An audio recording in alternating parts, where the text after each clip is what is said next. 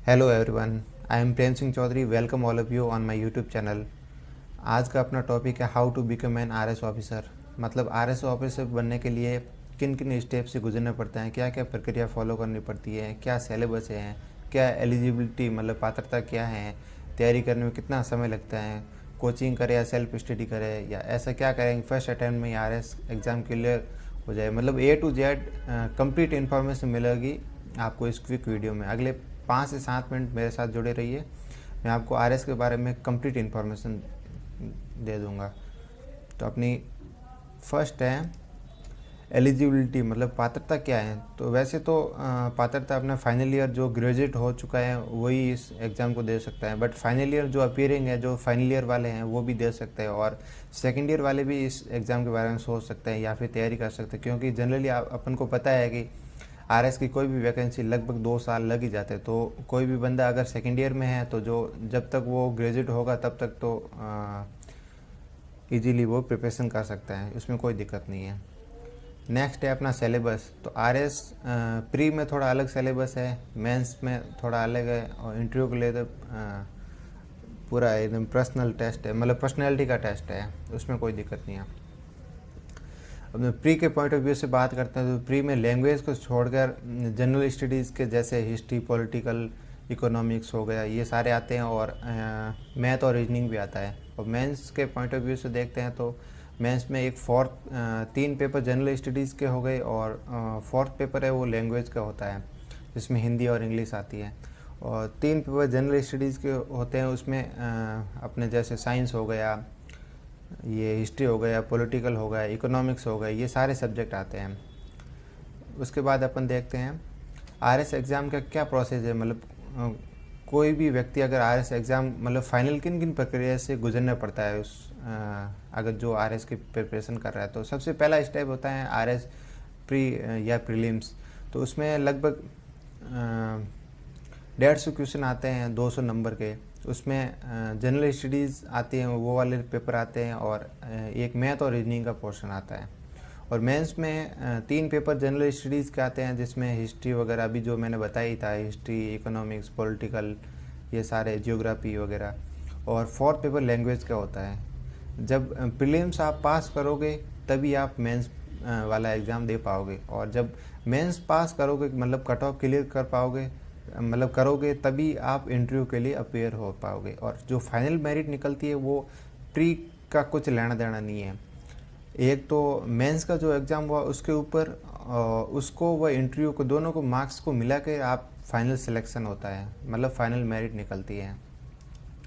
उसके बाद अपन देखते हैं तैयारी करने में कितना समय लगता है। ये बहुत ही मतलब जो तैयारी कर रहे हैं स्टूडेंट्स, उनके कॉमन मतलब ये क्वेश्चन है कि तैयारी करने में कितना समय लगता है। तो मेरे पर्सनल एक्सपीरियंस व आसपास जो मेरे दोस्त हैं जो आरएस की तैयारी कर रहे हैं, उन सब से मतलब मैंने ये अनुभव किया है कि अगर जो अच्छे से एकदम तैयारी करे, वैसे तो ये क्वेश्चन मतलब पर्सन टू पर्सन वेरी करता है, बट एक जनरल आइडिया बता देता हूँ। तैयारी करने में कम से कम 1.5 साल या मैक्सिमम 2 साल लगते हैं इसमें, मतलब अच्छे से प्रिपरेशन करने के लिए, क्योंकि बहुत ही लंबा सिलेबस है।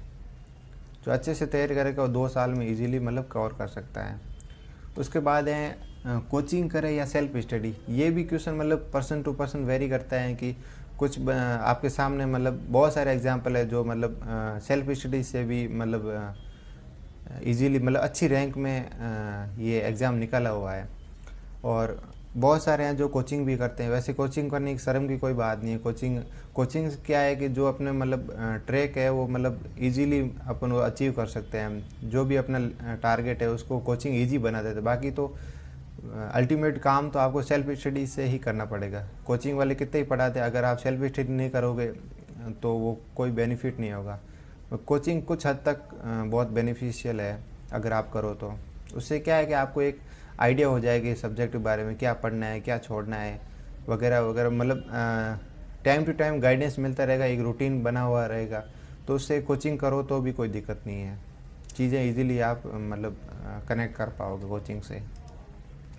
उसके बाद है कि ऐसा क्या करें कि फ़र्स्ट अटैम्प्ट में ही आरएस एग्ज़ाम क्लियर हो जाए। तो ये क्वेश्चन मतलब जो स्टार्टिंग में तैयारी करने वाले बंदे हैं उनके दिमाग में ये रहता है कि भाई अपन को तो जल्दी से जल्दी एग्ज़ाम को क्लियर करना है। तो मैं एक चीज़ क्लियर कर देता हूँ, ऐसा कोई हार्ड एंड फास्ट रूल नहीं है या ऐसा कोई ट्रिक नहीं है जिससे आप फर्स्ट अटेम्प्ट में ही मतलब एकदम क्लियर कर दो।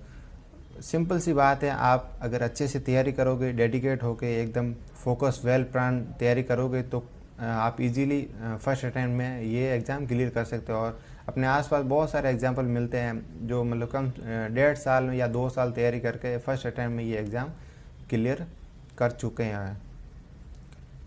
तो ऐसी कोई दिक्कत वाली बात नहीं है। जो आसपास लोग डराते हैं कि फर्स्ट अटेम्प्ट में क्लियर करना इम्पॉसिबल है, वो चीज़ बिल्कुल गलत है।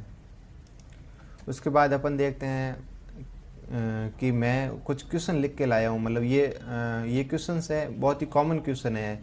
तो अगर ये क्वेश्चन मतलब 7-8 क्वेश्चन है, इन सारे क्वेश्चन को मैं आपको बताऊंगा आंसर वगैरह। तो ये सारे क्वेश्चन जब आप अच्छे से देख लोगे, अच्छे से सुन लोगे, तो आपके आरएस के बारे में सारे कॉमन जो डाउट है वो आई थिंक क्लियर हो जाएंगे। तो अपन फर्स्ट क्वेश्चन लेते हैं। फर्स्ट क्वेश्चन है, can an average student crack the RS exam? बिल्कुल, इवन आपको तो पता ही है, आप आसपास सुनते ही हैं, लगभग आरएस में जो भी सिलेक्शन होता है लगभग 50 से 60% ऐसे स्टूडेंट होते हैं जिनका बिल्कुल नॉर्मल बैकग्राउंड होता है। मतलब उनके एकेडमिक में 60-70% वाले या फिर 50-55% वाले ही होते हैं। तो बिल्कुल घबराने की ज़रूरत नहीं है।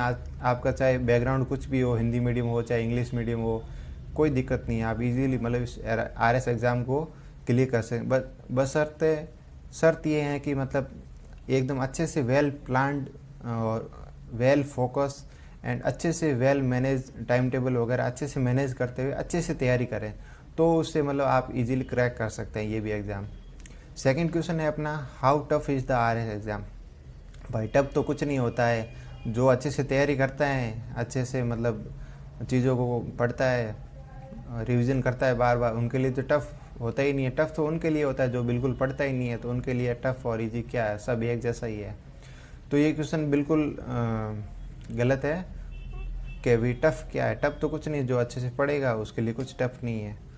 थर्ड क्वेश्चन है, how can I start preparation for RS?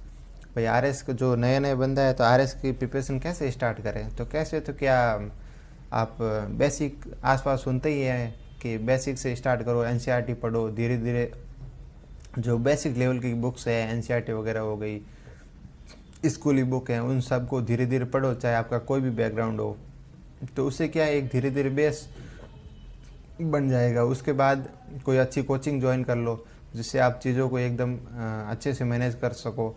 और धीरे धीरे आपको मतलब जैसे 2-3 महीने आप इस फील्ड में जाओगे ना, तैयारी करोगे, तो आपको अपने आप ये मतलब आइडिया लगने लग जाएगा कि कौन से सब्जेक्ट इम्पोर्टेंट है, क्या चीज़ पढ़नी है, क्या छोड़ना है। ये सारे मतलब धीरे धीरे एक्सपीरियंस से ही होगा। तो जैसे ही आप तैयारी करना धीरे धीरे स्टार्ट करोगे तो ये इस क्वेश्चन का भी अपने आप मतलब किसी से पूछना ही नहीं पड़ेगा, अपने आप आपको आंसर मिलता रहेगा। उसके बाद है नेक्स्ट है fourth question, which medium is better for the RS exam? तो मीडियम, वैसे आरएस के एग्ज़ाम में मीडियम का इतना कोई रोल नहीं है। वैसे अगर यूपीएससी के तर्ज पे बात करें तो वहाँ पे मीडियम का बहुत बड़ा रोल है, क्योंकि अपन जनरली देखते हैं कि लगभग यूपीएससी में लगभग 90% स्टूडेंट मतलब वो इंग्लिश मीडियम वाले ही सक्सेस पाते हैं। इसका रीज़न तो मुझे नहीं पता, बट आरएस में ऐसा बिल्कुल नहीं है। हिंदी मीडियम के बच्चे अच्छी संख्या में अच्छी रैंक के साथ सिलेक्ट होते हैं, निरंतर होते आए हैं। तो इसमें मीडियम का ऐसा कोई दिक्कत नहीं है। आज चाहे कौन सा भी बैकग्राउंड या मीडियम हो, उससे कोई फ़र्क नहीं पड़ेगा। अगर आप अच्छे से प्रिपरेशन करो निश्चित रूप से आपको सफलता मिलेगी। नेक्स्ट क्वेश्चन है, is RS exam conduct every year और इट डिपेंड्स ऑन वैकेंसी? तो भाई बता देता हूँ, एवरी ईयर हर साल होने मतलब आरपीएससी या सरकार तो बोलती है कि हम हर साल कराएंगे, बट ऐसा अभी तक तो मैंने देखा नहीं है।